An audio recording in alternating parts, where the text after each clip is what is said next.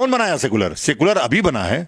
Secular कभी country नहीं रहा है। भारत के संविधान के प्रत्येक पृष्ठ पर भगवान हमारे 33 कोटि देवताओं के चित्र हैं। कहीं भी अल्लाह के चित्र नहीं है, कहीं भी यीशु के चित्र नहीं है, कहीं भी बौद्ध के चित्र नहीं है। इसलिए यह हिंदुओं का संविधान था। इंदिरा ने साजिश रच के 1976 में 42वां संविधान संशोधन करके उसमें सेकुलर शब्द जोड़ा। उसके पहले न सेकुलर शब्द कुछ नहीं होता है, न शास्त्र में है, न किसी दुनिया के संविधान में है। जितने रिपब्लिक हैं सबका कोई ना कोई रिलीजन है, स्टेट रिलीजन है। भारत का स्टेट रिलीजन हिंदू है। अगर जिस दिन संविधान में संशोधन करके इन्होंने स्टेट रिलीजन नहीं लागू किया तो यह आंदोलन चलेगा। और यह आंदोलन अधिकार की लड़ाई लड़ते लड़ते हम 1947 किए, अब फिर से एक अधिकार की लड़ाई लड़ रहे हैं कि जिसने, अगर अधिकार उनका था तो पाकिस्तान क्यों लिया? पाकिस्तान क्यों बना? इस्लामिक रिपब्लिक ऑफ पाकिस्तान क्यों बना? जब दोनों मिलकर के देश आजाद हुए, जो सबने आजादी की लड़ाई लड़ी, तो Islamic Republic of Pakistan, Islamic Republic of Bangladesh हमारी, और इसको सुन ले पूरा जहान, पूरा देश। और ये अभी शुरुआत है। पुरोला ने यह संदेश दिया है पूरे देश के मुसलमानों को कि आप अपने हद में रहिए। मैं फिर कहता हूं, दो ही विकल्प हैं, या तो पाकिस्तान जाइए और या तो घर वापस। उत्तराखंड देवभूमि है, उत्तराखंड हिमालय हमारा देवालय है, हमारा मंदिर है। मैं किसी के मस्जिद में नहीं जाता तो कोई हमारे मंदिर में नहीं आए, इसलिए उत्तराखंड हिमालय हमारा देवालय है। गैर हिंदुओं का प्रवेश उसमें वर्जित रहेगा। हमने पुरोला से शुरू किया है, अब हम पूरे हिमालय को देवालय बनाएंगे।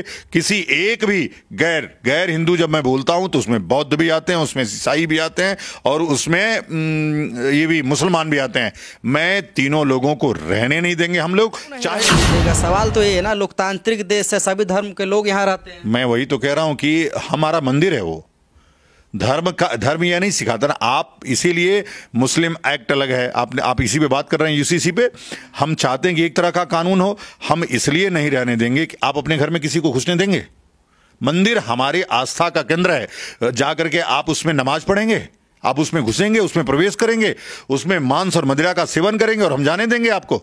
तो किसी कीमत पर उत्तराखंड में गैर हिंदू नहीं रहेगा। नहीं तो हिंदुओं शब्द की, हिंदुओं के ऊपर जिस प्रकार से अभी हमले हो रहे हैं जगह जगह, वो हमले नहीं होते। एक बार मराठों की सेना जिस प्रकार से चलती थी उस प्रकार से हिंदुओं, देखो देश की आर्मी कभी भी आपके धर्म को बचाने नहीं आएगी, आपकी अपनी हिंदुओं की आर्मी इस देश को बचाएगी। इसलिए मैंने काली सेना बनाया है और काली सैनिकों को तैयार कर रहा हूं। आने वाले समय में जितने भी विदेशी धर्म हैं, वो चाहे कोई भी धर्म हो, मैं बौद्ध धर्म की भी बात करता हूं, जो अवैदिक धर्म है वो इस धरा पे रहेगा नहीं। वैदिक धर्म के लोगों की भूमि है, हिंदुओं की भूमि है। हिंदुओं के अलावा इस धरती पे किसी को रहने नहीं देंगे। लेकिन अभी संगठित हो रहे हैं। जिस दिन हम संगठित हो गए उस दिन युद्ध की घोषणा करेंगे, और युद्ध के अलावा कोई धर्म को बचाने का तरीका नहीं है। हमारे यहां धर्मो रक्षति रक्षिता, जो धर्म की रक्षा करता है वही धर्म उसी की रक्षा करता है। अहिंसा परमो धर्म, धर्म हिंसा तथैव च। अहिंसा परम धर्म है, लेकिन धर्म के लिए हिंसा उससे बड़ा धर्म है। यह शिक्षा दी जाती है। तो धर्म के लिए हिंसक बनना यह शास्त्र कहता है। इसलिए जितने भी लोग हैं, अब वो जरूरत है, कायरता से धर्म बचने वाला नहीं है। आप आकर के मराठों की तरह, पेशवाओं की तरह लड़िए, पुष्यमित्र शुंग बनिए। जिस तरह से उन्होंने बृहद्रथ की हत्या धर्म को बचाने के लिए किया और फिर से हिंदू धर्म, हिंदू राष्ट्र की स्थापना की, वैसे ही जितने बृहद्रथ घूम रहे हैं और जितने भी मूल्य घूम रहे हैं, सबको कत्ल करना पड़ेगा, सबको मारना पड़ेगा, तब जाकर के ये धरा भूमि, ये पुण्य भूमि बचेगी। ये तो फिर लोकतांत्रिक देश है, कैसे किसी का आप भगा सकते हैं? यह देश लाखों वर्ष पुराना है। लोकतंत्र इस देश में अभी 75 वर्ष, अभी अमृत महोत्सव मना रहे हैं, 75 वर्ष हुआ है। और यह बलात् रूप से कब्जा हुआ है। जब इस्लामिक रिपब्लिक ऑफ पाकिस्तान बना तब किसी ने नहीं कहा वहां लोकतंत्र की बात क्यों नहीं हो रही है। जब हिंदू मार मार के भगाया जा रहा है, हिंदुओं की बेटियों को रोज उठाया जा रहा है, बलात्कार किया जा रहा है, वहां लोकतंत्र नहीं है। एक ही साथ दोनों लोकतंत्र बने। उत्तराखंड में अगर देखा जाए तो सीधे तौर पर भगाया जा रहा है, कहा जा रहा है लव जिहाद, जबकि अगर उस कांड में देखे तो एक हिंदू लड़का का भी नाम है। किस पे? उत्तराखंड में जो पूरा घटना घटा है उत्तरकाशी में, उसमें कहा जा रहा है जो नाबालिग लड़की के साथ घटना घटी, कभी खबरों में भी हमने देखा है कि उसमें एक हिंदू लड़का का भी नाम है, लेकिन उसको हाइड करके सिर्फ मुस्लिम होने की वजह से तमाम चीज़ें घट रही है। देखिए क्या है, उत्तराखंड की घटना एकदम अलग है। वो घटना आप अभी जानते नहीं हैं, आप यूं ही किसी से सुन करके बता रहे हैं।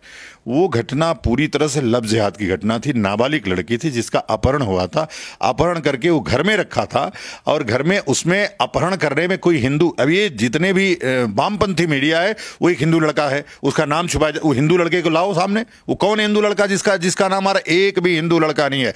और मैं बार बार कहता हूं कि उत्तराखंड देवभूमि है, उत्तराखंड हिमालय हमारा देवालय है, हमारा मंदिर है।